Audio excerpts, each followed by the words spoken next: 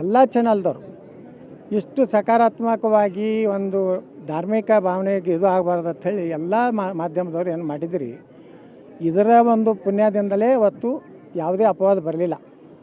ಇಲ್ಲಕಂದ್ರೆ ನಿಮ್ಮಲ್ಲಿ ಏನಾದರೂ ಒಂದು ಕ್ವಶನ್ ಮಾರ್ಕ್ ಇತ್ತಂದರೆ ಭಾಳ ದೊಡ್ಡ ಹಿಂದೂ ಧರ್ಮದ ಅಪಮಾನ ಆಗ್ತಿತ್ತು. ನೋಡ್ರಿ, ಜಾತಿ ಮುಖ್ಯ ಅಲ್ಲ. ಬೇಡರ ಕಣ್ಣಪ್ಪ ಅಂತಿದ್ದ.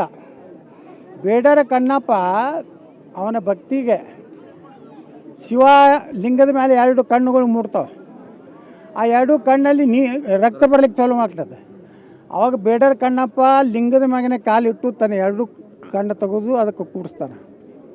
ಅಂದರೆ ಜಾತಿ ದೇವ್ರಿಗೆ ಇಲ್ಲೇ ಇಲ್ಲ. ಅವು ಯಾವುದೇ ಜಾತಿ ಇರಲಿ, ಅದನ್ನು ಒಳ್ಳೆಯ ಕೆಲಸ ಮಾಡೋದಂದ್ರೆ ನಮ್ಮ ಸಮಾಜ ಒಪ್ಕೋತ ಬಂದಿದೆ. ಅವ್ರು ಜೈನರಿರಲಿ, ದಲಿತರೇ ಇರಲಿ, ಯಾರೇ ಇರಲಿ. ಇಲ್ಲಿ ನಮ್ಮ ಮುಳ್ಳಕ್ಷಿ ಒಳಗಂದು ಹನುಮಂತರು ಇದೆ, ಅಲ್ಲಿ ದಲಿತರು ಅದನ್ನು ಇದನ್ನು ಮಾಡ್ತಾರೆ, ಪೂಜೆ ಮನಗುಳಿ ಅಕ್ಷಿ ಒಳಗೆ. ಅದಕ್ಕೇನು ಯಾರು ತಕರಾರು ಮಾಡ್ತಾರೆ? ಯಾರೂ ಇಲ್ಲ. ಅವ್ರ ಭಕ್ತಿ ಅದು.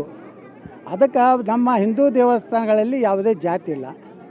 ಅದಕ್ಕೆ ಇದನ್ನು ಏನು ಇವರು ನಮ್ಮ ಸನಾತನ ಧರ್ಮ ಅಪಮಾನ ಮಾಡುವಂಥ ಏನೊಂದು ಕೆಟ್ಟ ಹುಳುಗಳು ಅದಾವು.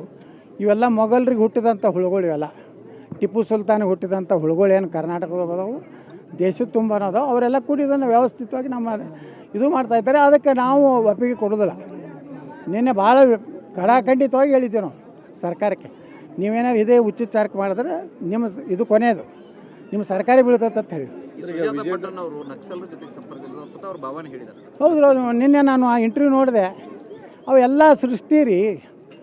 ಈಗೇನು ಹೇಳಿದ್ರೆ ಇಟ್ಟು 13 ಕಡೆ ಇಲ್ಲಿ ಹುಗ್ದಿನಿ ಹೇಳಿದ್ದಲ್ಲ, ಒಂದು ಕಡೆ ಒಂದು ಎಲುವು ಸಿಗ್ಬೇಕಲ್ರಿ. ಅದು ಎಷ್ಟು ಗುಂಪು ಹಡಿಬೋದು, 3-4 ಫೂಟ್ ಹಡ್ಬೋದು.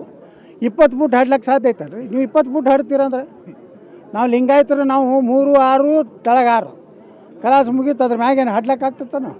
ಅಲ್ಲಂತರೂ ಮಳೆಯಾಗ ಪಾಪ ನಮ್ಮ ಪೊಲೀಸರು ಮಳೆ ಅಲ್ಲಿ ಒಂದು ಪರಿಸ್ಥಿತಿ ಒಳಗೆ ಇಷ್ಟೆಲ್ಲ ಏನೋ ಮಾಡಿ ಅವ್ರಿಗೂ ನಾನು ಅಭಿನಂದನೆ ಸಲ್ಲಿಸ್ತೀನಿ ಪೊಲೀಸರಿಗೆ. ಯಾಕಂದರೆ ಅನಿವಾರ್ಯ, ಅವ್ರಿಗೆ ಸರ್ಕಾರ ಹೇಳಿತಂದು ಮಾಡಬೇಕಾಗ್ತದೆ. ಯಾವುದೂ ಅದರಲ್ಲಿ ಇದು ಮಾಡಲಾರ್ದೇ ಅವರು ಈ ಕಾರ್ಯಾಚರಣೆ ಮಾಡಿ ಮುಗಿಸ್ಯಾರ.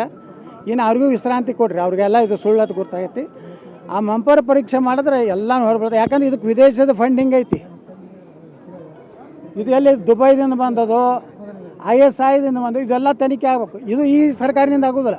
ಇದು NIA ಕೊಡ್ರಿ. ಅಂತಾರಾಷ್ಟ್ರೀಯ ಒಂದು ಜಾಲ ಇರೋದ್ರಿಂದ ಇದು NIA ಕೊಡ್ರಿ, ಎನ್ಕ್ವೈರಿ ಆಗ್ತದೆ, ಎಲ್ಲ ಸತ್ಯ ಅವ್ರಿಗೆ ಬರ್ತದೆ. ಧರ್ಮಸ್ಥಳ ಕ್ಷೇತ್ರ ಬಗ್ಗೆ ಮಾತಾಡ್ಲಿಕ್ಕೆ ಶುರು ಮಾಡಿದ್ದಾರೆ. ಅವ್ರದ್ದು ಏನು ಕೆಲಸ ರೀ ಅವ್ರದ್ದು? ಅವ್ರು ಅದೇ ಹೇಳ್ತೀನಲ್ಲ, ಇಲ್ಲವ್ರು ಇದೆ ಲಿಂಕ್ ಅದ ರೀ. ISI ಲಿಂಕ್ ಅಂತೂ ಇದಕ್ಕೆ ಇದ್ದೇ ಇದೆ. ಅವ್ನು ಸಮೀರ್ ಯಾರು? ಎಷ್ಟು ಮಸೂತಿ ಒಳಗೆ ಅನ್ಯಾಯ ಹಾಕಿ. ಇವತ್ತು ನೋಡಿರಿ, ನಮ್ಮ ಸ್ವಾಮಿ ಅಯ್ಯಪ್ಪ ಹೆಣ್ಮಕ್ಳು ಹೋಗಬಾರ್ದು ನಿಷೇಧ ಐತೆ, ಒಂದು ಕಾನೂನು ಐತೆ. ಒಂದು ನಮ್ಮದು ಸಂಪ್ರದಾಯ, ಕಾನೂನಲ್ಲ. ಈ ಮಸೂತಿ ಒಳಗೆ ಹೆಣ್ಮಕ್ಳು ಬಿಡ್ತಾರೇನ್ರಿ ಅವರು? ಇವ್ರು ತಾಕತ್ತಿದ್ರೆ ಹೋಗತ್ತೆ ಹೇಳ್ರಿ ಅವ್ರ ಮಸೂತಿಗಳಿಗೆ. ಜುಮಾ ಮಸೀದಿ, ಜಾಮಿಯಾ ಮಸೀದಿ ಹೆಣ್ಮಕ್ಳು ಹೋಗತ್ತೆ ಹೇಳ್ರಿ.